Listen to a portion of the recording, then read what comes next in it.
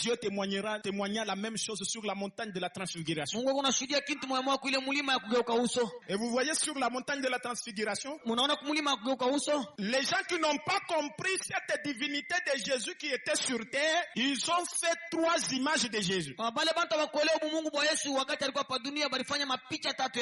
Pierre a dit, nous allons construire une tente pour toi, une pour Élie, une pour Moïse. C'est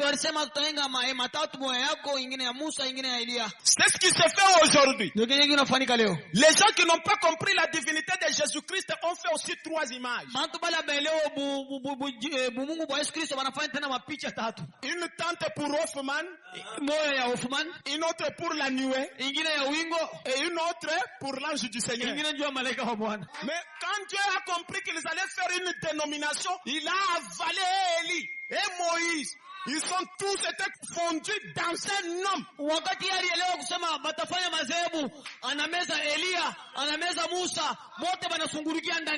Jésus était sur terre. Il leur a dit, que direz-vous si vous voyez le Fils de l'homme monter au ciel où il est maintenant? Pendant qu'il parlait, lui était sur terre. Sur la montagne de la transfiguration. Il y avait la voix qui était au ciel. Jésus sur terre. Amen. Amen. Il y a Dieu le Père au ciel. Dieu le Fils sur terre. L'image. C'est pourquoi Pierre a dit non, nous allons seulement faire 3 tentes. Alors sur le mont Sinaï, Dieu descend sur la montagne. La nuée est sur la montagne avec Moïse. Moïse dans la nuée. Mais une voix sort au ciel. Alors, il y avait quelqu'un d'autre qui était resté là. Frère Branham dit le ciel c'est une atmosphère. Même si la voix retentit ici même c'est au ciel. Parce que c'est une dimension. Branham est sur le mont Sunset. Et une voix sort. Celui-ci est mon prophète, je l'ai appelé, il peut créer par la parole. Vous avez Dieu le Père, Dieu le Fils qui est là, Hoffman. Et puis vous avez Dieu le Saint-Esprit. Nous avons combien de dieux? Et nous sommes des païens.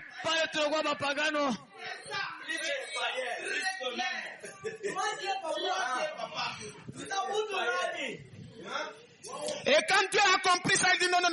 Moïse, les morts. Élie, les vivants. Allez, il les a avalés. Et il a changé de forme. Et en 70 la fin, il a avalé et les 7 anges. Et les morts qui venaient de tous les pays. Et Jésus lui-même, fondu en lui. Et il a changé de forme. Il est l'autorité suprême. Frère Branham dit, écoutez, la lumière du soir est venue. Dieu se confirmant lui-même.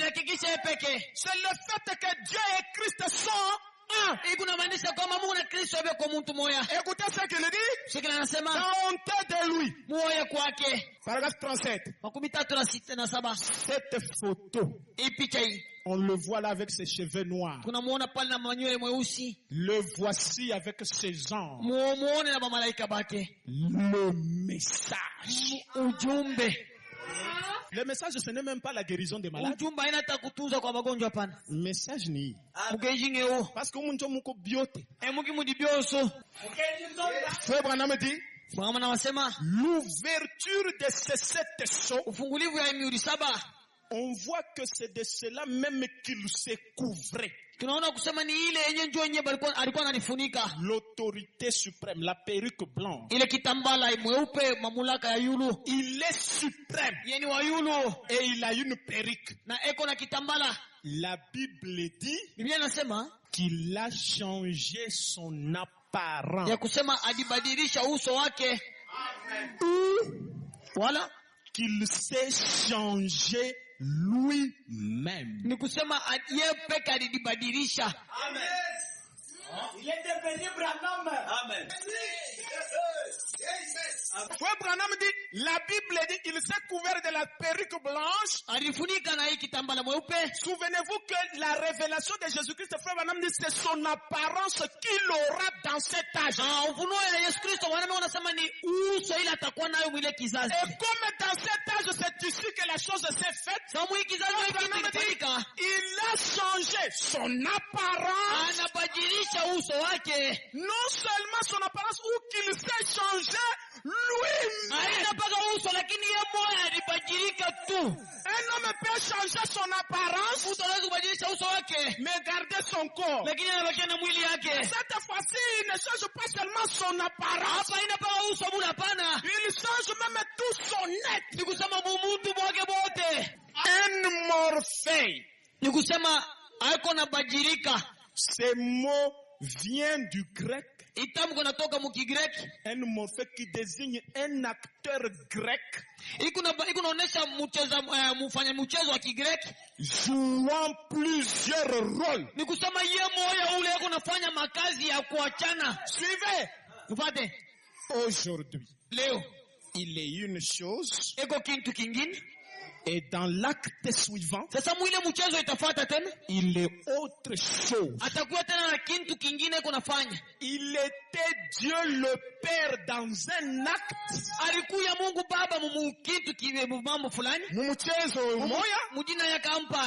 Amen. Amen. Dieu le Fils dans un autre acte, et il est Dieu le Saint-Esprit dans cet acte ici.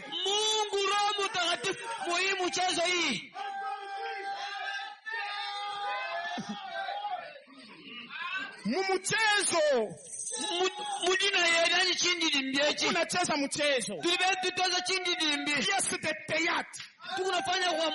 L'acteur principal c'est Dieu.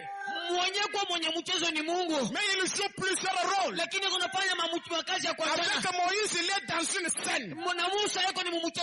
Le grand personnage. Et après, quand il revient, il devient Jésus. Mais dans cet acte ici, qui est le dernier acte de la pièce théâtrale, il est Dieu, le Saint-Esprit.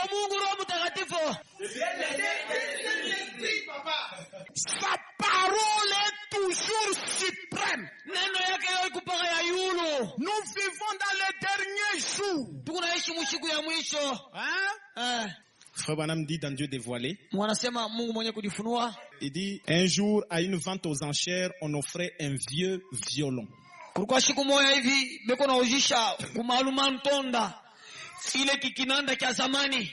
Un vieux violon, vous avez entendu cela être raconté bien de fois. Un vieux violon. Et le commissaire priseur a dit, combien m'offrait-on pour ça? Il se peut que je ne le raconte pas tout à fait comme il faut, comme le poète. Et ils ont pris le vieux violon. Il n'était pas très beau, il avait l'air sale. Je pense qu'on lui a offert finalement $1 ou quelque chose comme ça. Et il y avait là quelqu'un qui n'était pas d'accord qu'il se vende à ce prix-là. Alors il s'est avancé et a pris ce violon. Il a promené ses mains dessus. Il a pris l'archer. Il a ciré des colophanes et il a joué une mélodie. Et à ce moment-là, tout le monde s'est mis à pleurer. Ils n'avaient jamais de leur vie entendu une musique comme celle-là. Est-ce que de votre vie vous avez déjà entendu une musique comme celle-ci? Alors le commissaire priseur a dit, combien m'offre-t-on pour ce violon? 2000. 5 000, 10 000. Et qu'était-ce? Ça c'est nini? La main du maître. Oh, ni mukono ya mwenye nadio. Avait révélé ce qui était voilé dans le vieil instrument. C'est pareil aujourd'hui. Le vieux violon, il est usé. On en a ri. On l'a brûlé. On s'en est moqué. Mais le moment est venu. Souvenez-vous, il y a la promesse qu'un jour, une main prédestinée, la main du maître, va jouer cette vieille Bible pour lui donner sa vraie valeur. Et la main du maître, c'est William Branham. Cette Bible, les catholiques l'ont cachée. Les gens l'ont brûlée. Mais la main du maître est venue. William Branham a pris cette vieille Bible. Il a commencé à jouer verset par verset, chapitre par chapitre, de la Genèse à l'Apocalypse. Et cette Bible qui était cachée, aujourd'hui la Bible coûte cher à cause de la main du maître. La Bible est devenue nouvelle.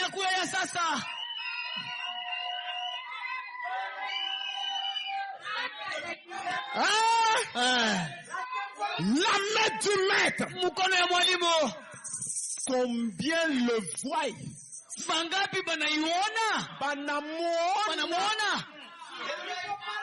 Combien le voient? Le puissant vainqueur qui se tient là. La parole faite chair, dévoilée devant nous.